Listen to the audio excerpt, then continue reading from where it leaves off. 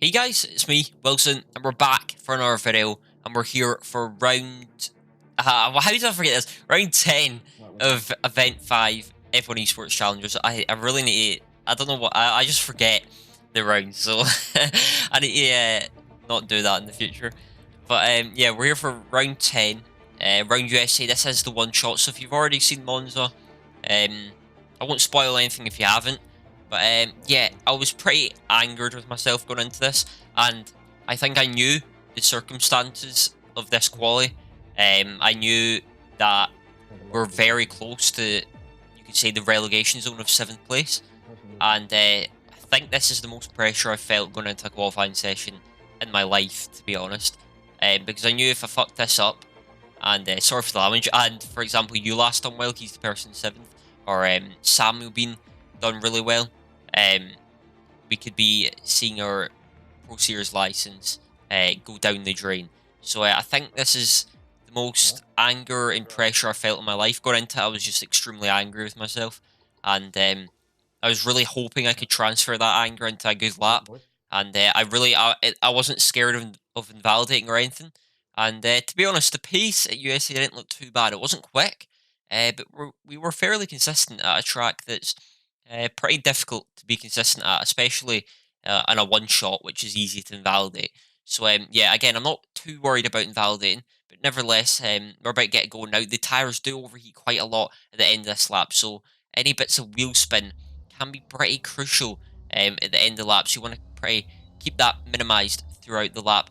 But here we go, rattling down to turn 1. It's a pretty big incline through turn 1, pretty hard to spot your braking zone, but I used the blackboard, slamming onto the brakes down to 3rd gear. We take that apex pretty nicely, a little bit tight on entry, but nevertheless, it's better than nothing. And then we hogging this inside curb to minimise the distance off the track. Then through this S section, very similar to Maggots and Beckett's, but this is all flat out, and then taking a lot of inside curb. We've done that very late nicely. That's a low 6 for a sector, not too bad. Then through this, we take it a little bit too tight, making this next left-hander a little bit more tight than we need it to be, and I think we're 7th on our dash at this point in time. Then going through to this left-hander, can we nail it? Take a wide entry, you can break really late into this corner. We do not use the exit curb, and now we're up to 4th place on our dashboard. I saw we're up in 7th, and I think internally I completely lost my mind. We're not going to have another bad qualifying here. We can't afford to have another bad qualifying round USA. Into this corner, you can break just before the 100-meter board.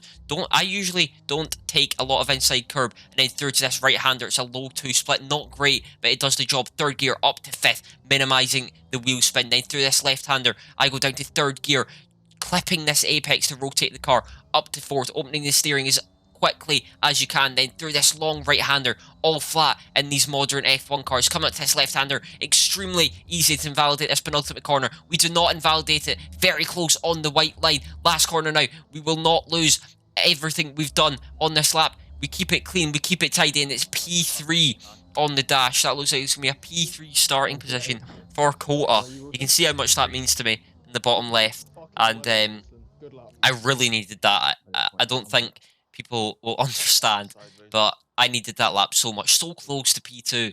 2700s and or 2.700s in that for P2, and you can see I done a 406 last. The middle and the first were not good, and a 406 last. To put it into context, most people's PB lasts were high 3s, low 4s. So yeah, I really done a good last there, and we needed that last sector, and I was really happy with myself. It kind of flushed out a little bit of the anger, and I think that shows if you're very angry about something, you can really turn it around if you really give it everything and push. So yeah, in a sense, you could say I'm happy I was angry for USA, but yeah, Monza didn't go great, so it doesn't help. But again, as I said, we need points in this event because it's not looking too good. We need points in this race as it's not looking too good in the championship. But nevertheless, 4 lights, 5 red lights.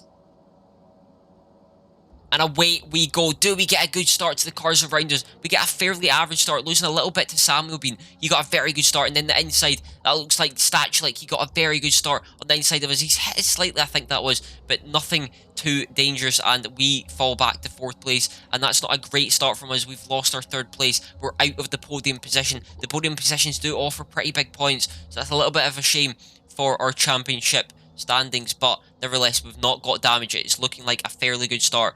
Damage would be way, way worse than losing one position. Now we just need to make sure we keep Ikerbana behind. I was pretty on my toes that he would be pretty aggressive at the start, but he was fairly how you just say it, passive at the start of this race. Still opting not to choose that outside curve. I felt like it slowed you down a little bit too much.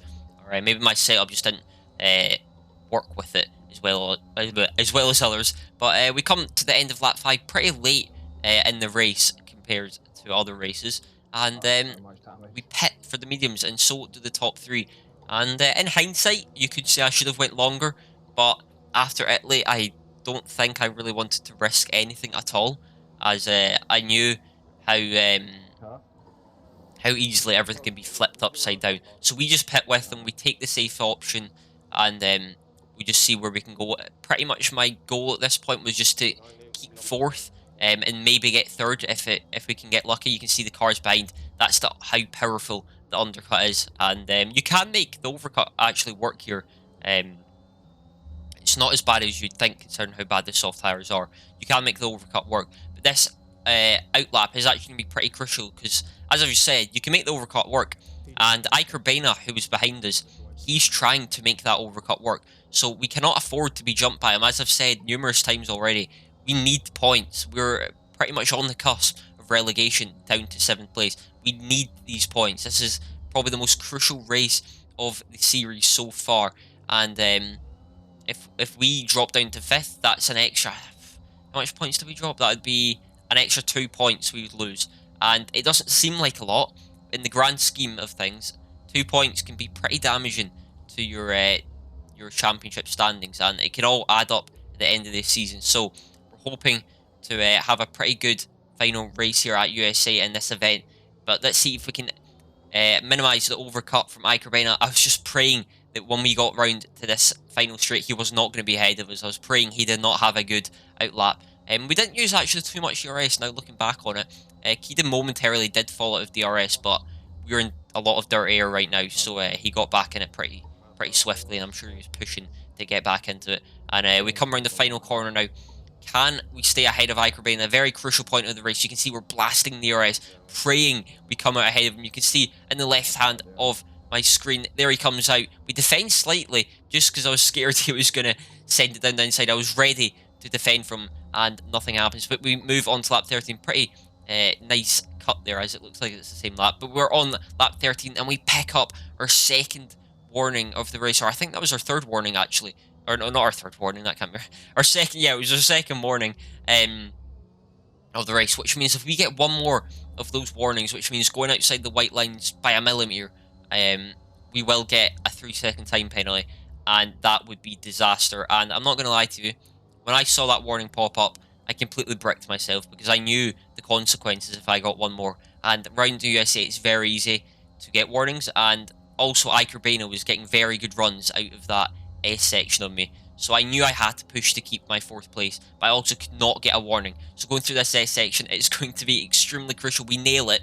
but do not get a warning. You can see we're still pretty close to limit around these track limits in the S section. Going through this left-hander, we're going to get very, very close to cutting it. You can see my face. You can skip back a little bit. My face dropped. My heart sunk. I thought I was getting a 3-second there, but we do not. You can see Ikerbana, he's 3 times behind us. He's looking pretty close. We're just going to have to pray we get a good run out of this hairpin. This is a very crucial corner in our race. Can we get a good run? The gap to Iker is 4/10, it's looking pretty good. We've got a decent amount of ERS. He'll be low in the ERS too. We've now hit below 10%.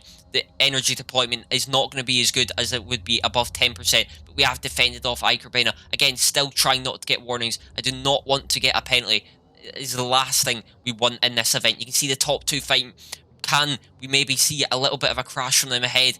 I was secretly praying they would, because that always means more positions for us. They're banging wheels, bashing each other off track. Samuel Bean's off the track. He's taken the lead of this Grand Prix. He's going to win it. We're going to keep 4th by the looks of it. If anything happens, maybe we can get 3rd, but it doesn't look like that's going to happen. Coming around the penultimate corner, keeping it very far away from these white lines. Trying not to get a 3-second time penalty. And coming around the final corner, we come home in P4. And honestly, I'm not happy with the result, in the sense we did lose position. It could have been 3rd place, but I would say relieved. in general, I'm pretty disappointed with how I performed this event, as I feel like I've been pretty disappointed with most events. Um, but yeah, P4, that's big points. We needed those points. Third would have been better, but P4, big points. That's 12 points in the bag, and I think we might get 4 points from Italy, depending on how it goes. So that would be a 16-point event, which would mean, I think ULAS, I don't know how much ULAS got, but I think the gap to me and him might be 13, 11 or something like that.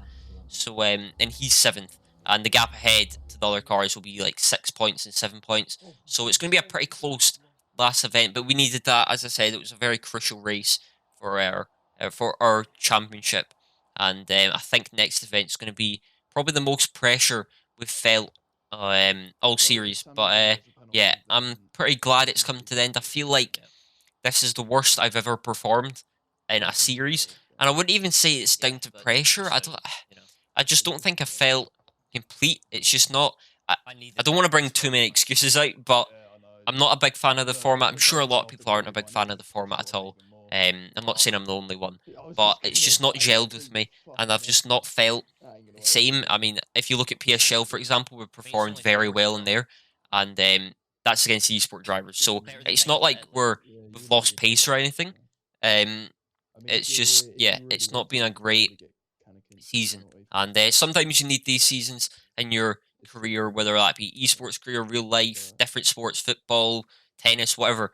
Sometimes you need bad seasons and races and whatever to kind of wake yourself up and realize what you're doing wrong, and maybe pick yourself up a bit, because without these, you wouldn't learn. And as they say, you learn more losing than you do winning. So I'm grateful I've had these mistakes in a championship like this, and not maybe something even bigger.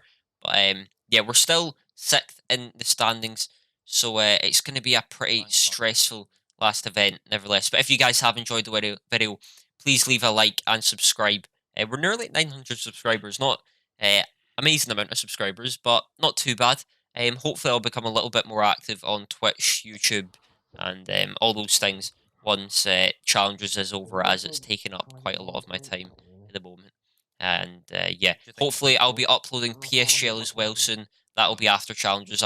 As you can see, I'm taking quite a lot of breaks off of PSGL due to Challengers being a day after it, and obviously Challengers is more important for my future at the moment. So yeah, as I said, if you guys have enjoyed the video, please leave a like and subscribe. Next event is event 6 around Mexico and Brazil. That's in 2 weeks' time. I think it's the 31st of March. So be sure to tune into that on my Twitch at 7 p.m. UK time, and I'll see you guys in the next one. Bye.